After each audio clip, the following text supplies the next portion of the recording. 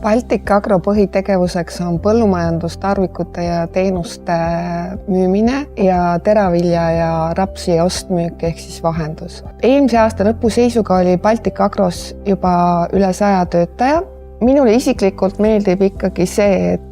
et inimestel ei ole enam suuri paberivirnasid kuskil laudade peal ja muidugi see kiirus ja läbipaistvus, et kui me tõesti ühte arvet mingist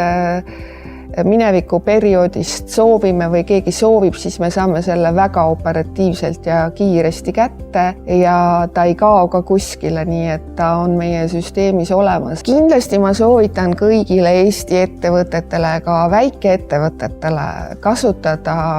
Omniva e-arvekeskuse lahendust, sest see on ikkagi väga mugav ja säästab palju teie aega ja kui väga paljud sellised väikeettevõtted võib-olla ei oma kontorit ja neil ei ole koha peal mingeid arhiive ja asju, et siis kindlasti on see parim lahendus, et tänapäeval kiiresti, läbipaistvalt, mugavalt, mobiilselt toimetada. Kui Baltic Agro on läinud üle e-arvesüsteemile ja